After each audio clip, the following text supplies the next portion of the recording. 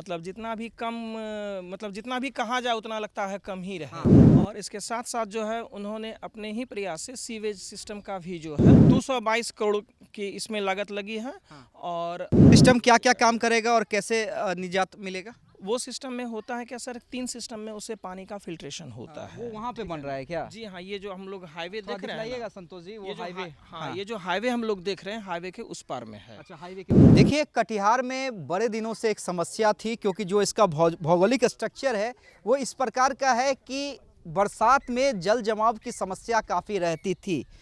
लेकिन जब तारकिशोर प्रसाद जो यहाँ के विधायक हैं और वो जब बिहार सरकार में डिप्टी सीएम बने, तो उन्होंने अपने क्षेत्र के लिए एक अद्भुत काम कर दिया है।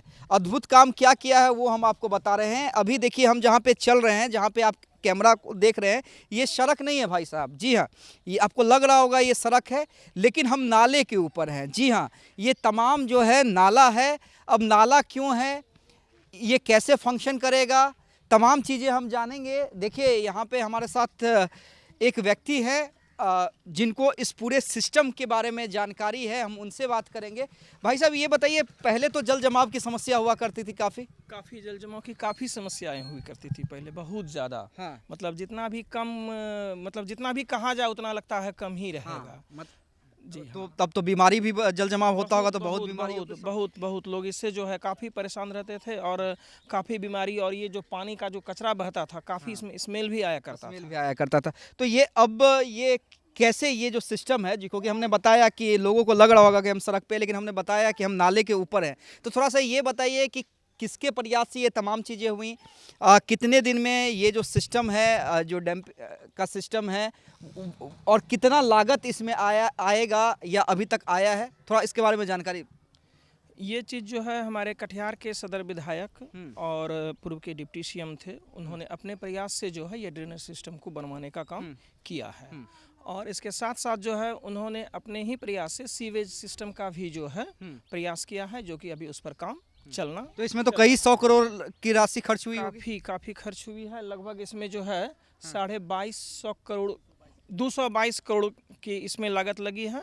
और अभी फिर जो है इस प्रक्रिया को आगे बढ़ाते हुए लगभग 350 करोड़ रुपया फिल्ट्रेशन के लिए जो है, जिसको हम लोग सीवेज सिस्टम कहते हैं, उसके लिए जो अभी मशीन वगैरह सब कुछ जो लगेगा उसमें, उसके लिए। तो वो सिस्टम क्या क्या काम करेगा और कैसे निजात मिलेगा? वो सिस्टम में होता है क्या सर, 3 सिस्टम में उससे पानी का फिल्ट्रेशन होता है। वो वहाँ पे बन रहा है क्या? जी हाँ, ये जो हम लोग हाईवे देख रहे हैं ना, संतोष जी, वो हाईवे। हाँ, ये जो हाईवे हम लोग देख रहे हैं, हाईवे के उस पार में है। अच्छा, हाईवे के उस पार। जी हाँ, ये हमारा 45 नंबर वार्ड के अंतर्गत में आता है। ये 45 नंबर वार्ड है हम लोगों का, जहाँ पे कि ये बन रहा है, ये निर्माण कार्य प्रारंभ हुआ है।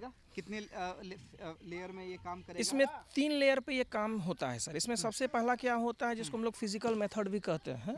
तो फिजिकल मेथड से क्या होता है कि जितना भी कचरा वगैरह सब जो होता है ना, उसको छानन विधि के द्वारा जो है अलग कर लिया जाता है। और वो अलग होने के बाद जो है फिर उसमें जो है उसको फिर आगे मतलब नेक्स्ट जो एक उसका बना हुआ रहता है सिस्टम मशीन का, उससे होकर के फिर उसको गुजरना पड़ता है।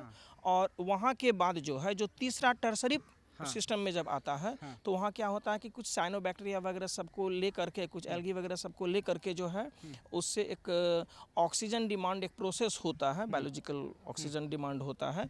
वो प्रोसेस करने के बाद जो है फिर पानी को जो है पूरा जो है अच्छी तरह से साफ हो जाता है। वो पानी किसानों के यूज में आता है। पानी जो है फिर किसान अपने खेत वगैरह के लिए यूज करेंगे, और उससे जितना भी कचरा निकलता है वो नाइट्रोजिनस होता है, तो वो हमारे लिए खाद के लिए भी काम में आ जाता है। तो देखिए, वो कचरे वाली जो कहानी है वो यूज में आता है। हम लोग भी, आपको याद होगा जब हम बच्चे हैं तो ये हमें पढ़ाया जाता है कि कचरा को हम किस तरह से यूज कर सकते हैं अपने फ़ायदे के लिए।